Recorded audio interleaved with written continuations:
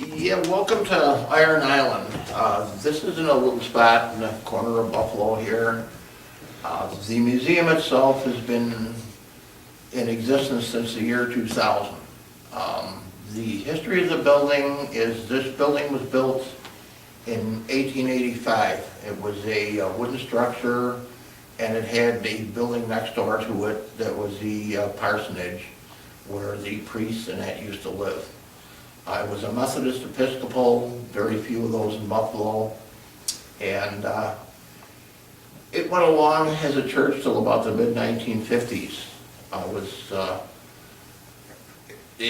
After that, then it had, from the mid-1950s till about the year 2000, was through three different funeral parlors, and one was Amagon's, if everybody's familiar with Amagon's. From the funeral parlor in the year 2000, it was given to Marge and Linda Hostrader as their museum. They had a small museum down the street that was in a storefront. They didn't have enough room for all their exhibits. So it was given to them. Linda and I had worked in the federal building together, downtown Buffalo. And she didn't know me, but she got a hold of me the one time because they were having all kinds of problems with footsteps, shadow people, touches, all kinds of things going on over here. At that time it was with Rolling Hills Asylum, not in the asylum, but, with the group over there. So I got a group together, we came in, we did two investigations, one each weekend. The first one was kind of quiet, and the second one is just everything hit the fan. We got caught a lot of evidence. I told Linda about it. I told Linda then too that just like Rolling Hills, if she wanted to, she could bring in, paranormal investigators and have it open for ghost hunts during the night. She thought it was crazy, but when we started it up, things started really going good. It went along for all these years, from the year 2000, well, I met her in 2004, excuse me. I met her in 2004, and then around 2005, she gets a call from California, and it was Pilgrim Films. And what it was the producer of the Ghost Hunter series. The girl had talked to her and asked if they could do an episode from Iron Island, and of course Linda was glad to do it. They did, it was the season's opener, and it was a whole hour episode that time, and come to find out it was one of the most watched ones of Ghost Hunter's history there. A lot of stuff happened there, they caught a lot of evidence, and after that then the phone started ringing off the wall. She couldn't keep up with it. There were so many people coming in. So like I say, that's pretty much a history of the place. Right now we're standing in a spot where they used to have the Sunday school. And what it is there's a false ceiling because the Sunday school actually, the ceiling was way up there, and then they put the false ceiling on when the funeral directors took over and the funeral homes.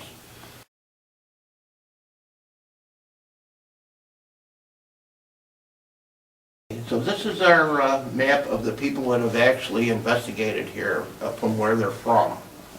And the upper map is the world map. We've had people from Africa, India, Australia, just about, well, if you can see it on the camera there. We've had quite a bit of people coming from, like I say, all over the world, traveling very far to come to this place. The lower map is from people that have come from the United States. And so far we've covered every state now.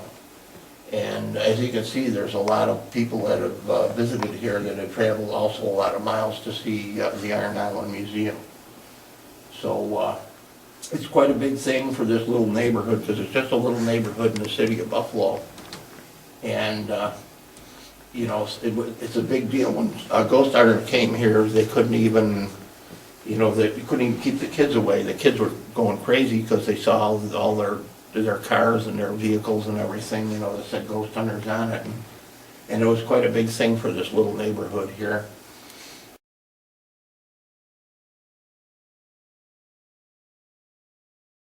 This is called our chapel room. It's one of the more active rooms in the building. This altar that's over here right now is from the original church. This altar had come from Longnecker Street, which was a few blocks away. A woman had owned the church, it was closed, and she donated it to Marge for the museum, and about 2 weeks later, the church had burned to the ground. There's a lot of activity that goes around this altar. It kind of hangs around it. We get lights flying, we get raps, taps, all kinds of things like that. A lot of like shadow people walking by it, and shadow people actually walking right through the middle of this room that's already been caught.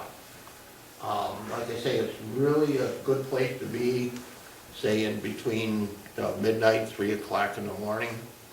And, you know, like I say, it's a lot of activity, a lot of, we've seen, one person's actually seen a face here. And a woman had been walking by, this was years ago, and actually walked by in the dark, and she saw this face staring right back at her, and there was nobody here. The face has been seen a lot of times. A couple of weeks ago, it was even seen up in the attic. So this is one of the better places here to actually do your investigation.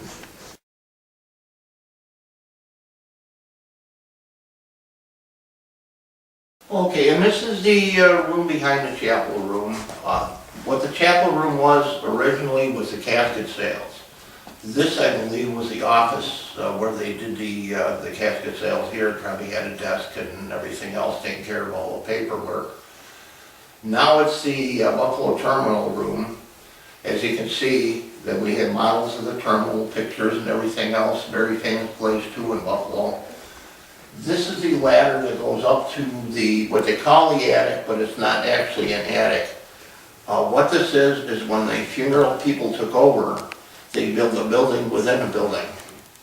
And it's a false ceiling. They put up the walls and the separation and everything because it was one big church room, you know, like a normal church would be with the pews and altar and everything.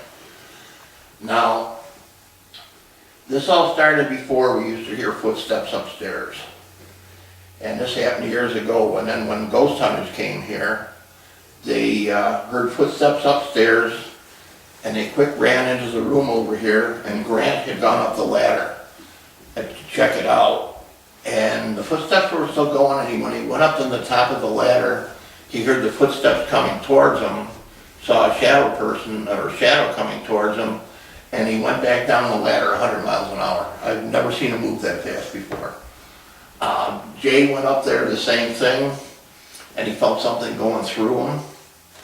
And we've had a lot of people with the same experiences over here. This is a fantastic place to be, say at 3 o'clock in the morning.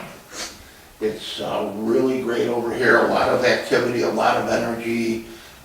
Anybody that's ever been in the paranormal can actually feel high energy or even negative energy. It's quite a place. We've had people creeped out back here. Some of the newer people that come in here, they get very creeped out and they want to get out of here. Guys like us, of course, we're running towards it. But, so this is, like I say, this goes up in the attic, which is actually the ceiling of the original church with all the original woodwork, stained glass windows, and everything else. This is where spirits like to hide. They like to hide in basements or attics because they don't want to be bothered with people. So any place you go, most places is probably like that, or is like that. Is trying to find, if you're trying to find a spirit, those would be the places to go or to start anyways.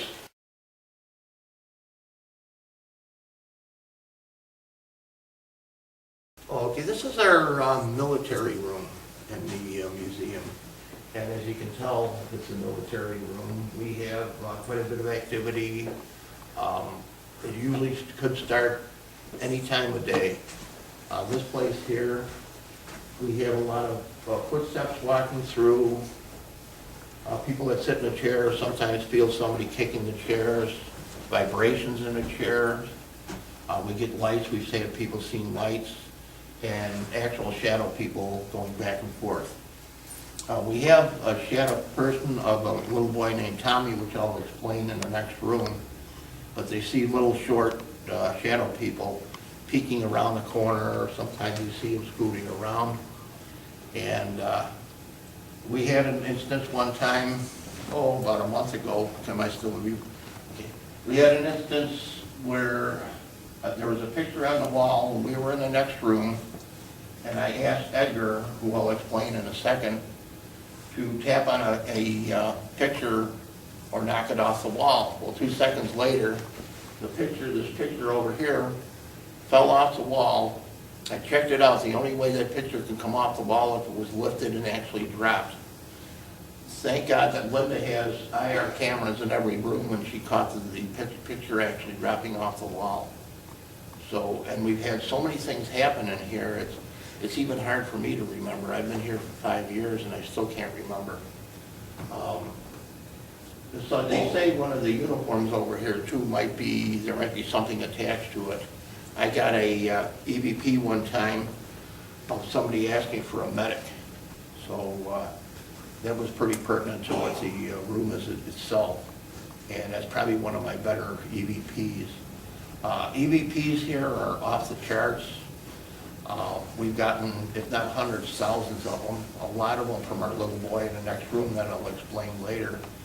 What we have in here too is we have a fellow named Edgar, and his name is Edgar Zernicki. Just to start off in the beginning, that Marge and Linda had found 30 urns downstairs in the basement that were left by the funeral company, which was Amagon's. They called Amagon to pick up the ashes. There were ashes there in containers. They took them back, but we had Chip Coffee, if you're familiar with Chip Coffee. We had him over here one time, and a very good psychic, very good medium. And he had gone up the ladder that we'd just seen before, and we were wondering about who the shadow person was that kept on walking the halls all the time. Well, he came back down and he said his name started with an E. Went back up the ladder, came back down again, said his name was Edgar. Well, one of the names on the ashes that were left in the basement was Edgar Zernicki. Although it's never 100%, but we figure that's who it is that's walking the halls over here. Now, him along with 7 other veterans that were left down in the basement were taken to Bath, New York and given a proper military funeral. We thought Edgar would be at rest, but he still seems to be hanging the halls over here, hanging around the halls and getting EVPs from them. He's not the friendliest person. He likes to swear sometimes, so we'll get some swearing on our EVPs too. But he's one of our main spirits that we have in the building right now.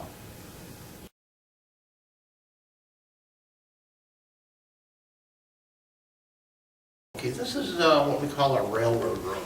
As you can see, it's Iron Island was an actual railroading neighborhood from years and years ago. Most of the people that lived here worked for the railroads. The reason they call it Iron Island is because it's surrounded by railroad tracks. And like I say, now it's kind of a mixture of everybody, but before it was everybody knew each other in this neighborhood. It was like a small town like Mayberry in the middle of Buffalo.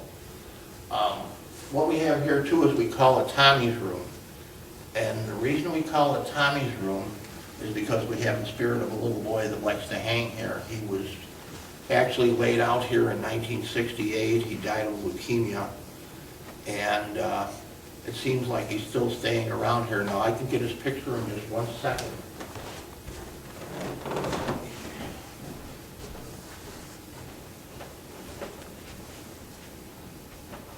Nope, probably showing a camera.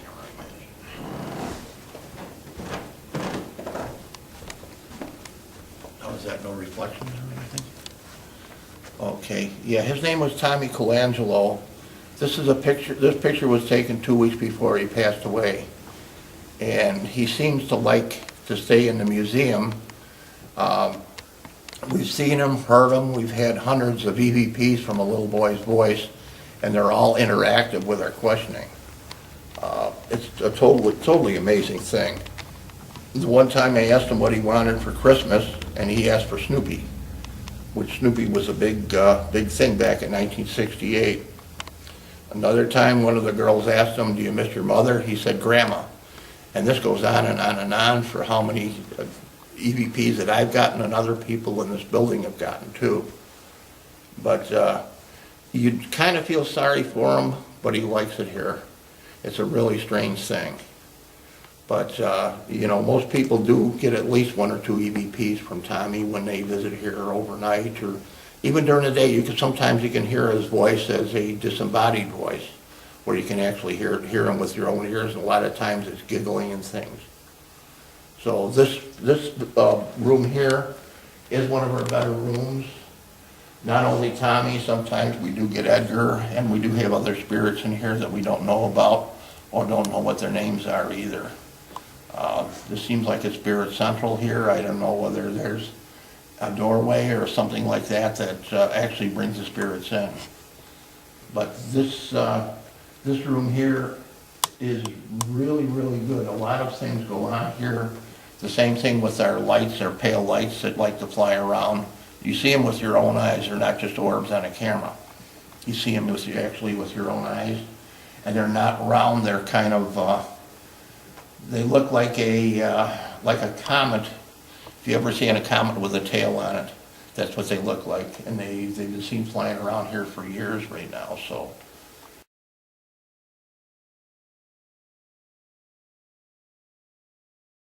This is the basement of the Iron Island Museum. It's of course, everything is original down here, the walls and everything, stone walls. Very strange place. We do get some activity down here. This type of activity, you either get a lot or nothing down here. It's kind of a crazy place. We have what I call the cellar dweller, and not to be mistaken with a monster or anything, it's just what I call him.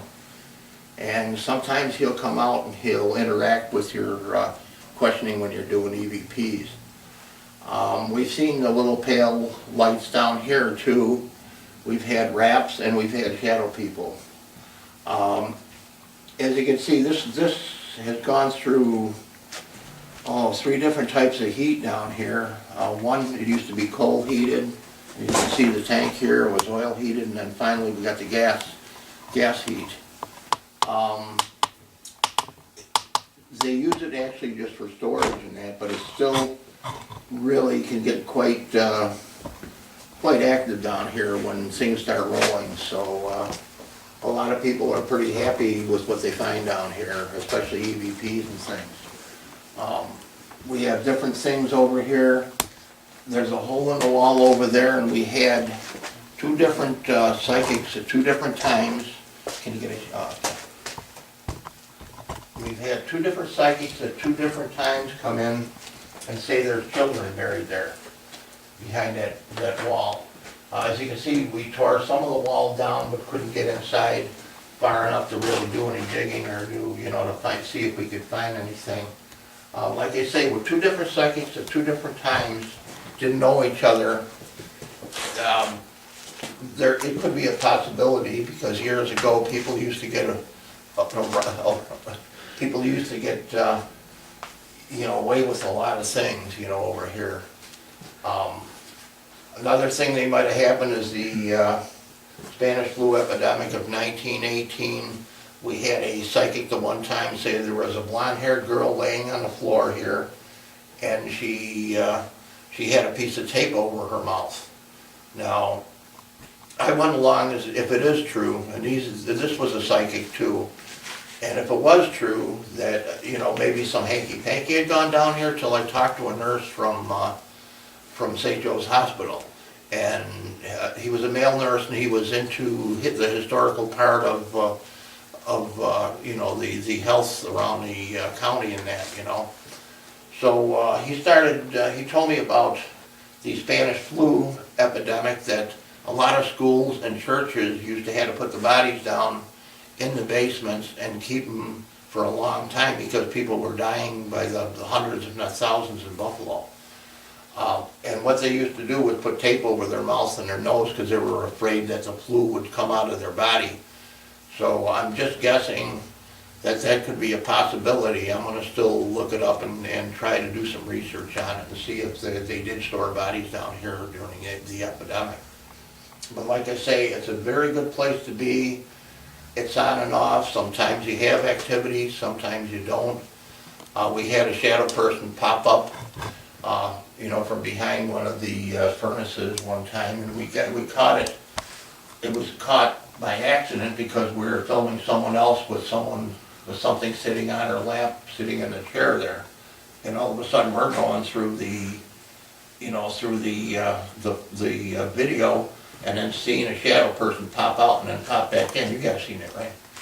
And so there, like I say, it's a pretty good place to be. A lot of activity. Some people think there's something dark down here, but so far I really don't see anything really that negative. It's pretty much just pretty benign. So this is pretty much it for the basement and for the whole building. But like I say, it's a great place to be, a great place to investigate for anybody that wants to come in here and get the whole night. You have the night to yourself. You don't have 50 people with you. So I'm wishing these guys luck tonight too, and let's see if we can catch something.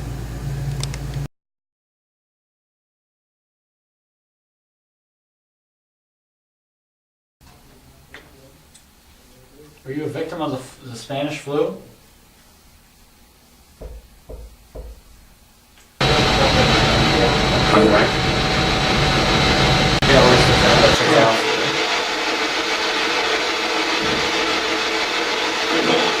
What was it? Sounded like Be Gone. It's so strange. I don't know.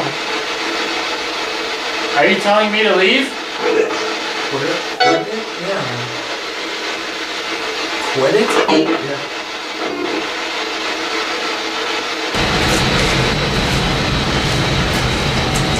Ready? Yeah. No, what are you doing? Leave me alone. What was that? Did you hear that? Just don't worry about it. Here. Oh my God, they're talking about me. Hey. Hey. Oh, they're talking about me. What? Ryan said, are you coming? Matt said, he'll be up in a minute. Matt said, don't worry about it. What?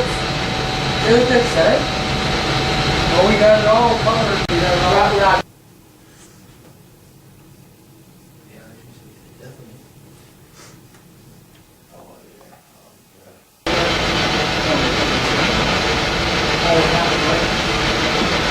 Is there anybody over here with us?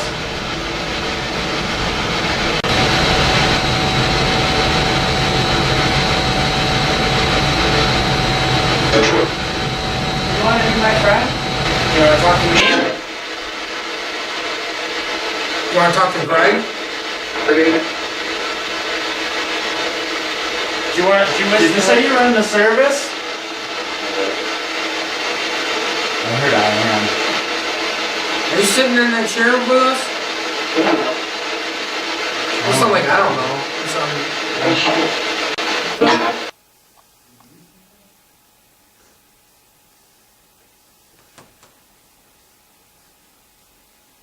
Do you want us to leave?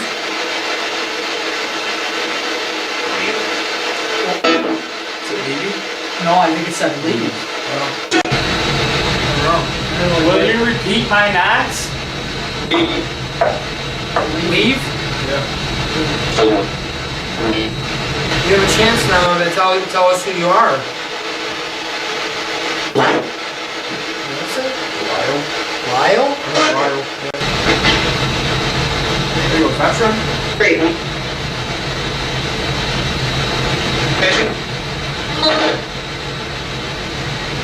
They said medic. You have to did it? They said medic. Yeah. Pretty back slow. Yeah. On my answer, a lot of Did it really say medic? Yeah. What is that? Oh my God. Yep. I hope. You want to be my friend? Is there somebody here looking for a medic?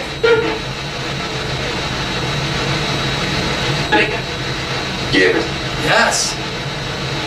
Did that sound like yes? Yeah. Nice day? It sounded like nice day. Are you a good spirit?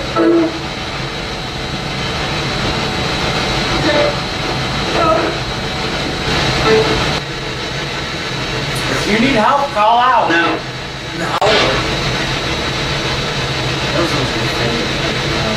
That's what I thought I heard too. I was like, no. That's what I thought I heard.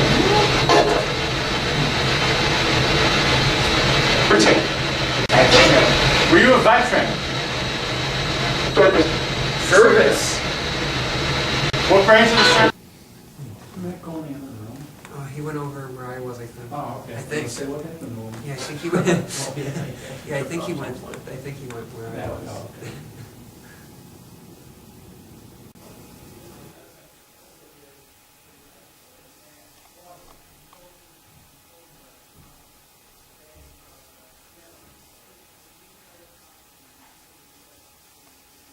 Basement right now? Basement. Start doing an EVP session down here. You guys ready? There you go. Are you a man or a woman?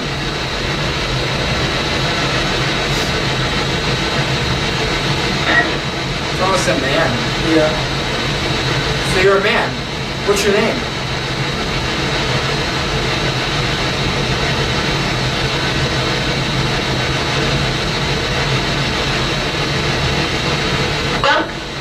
Will?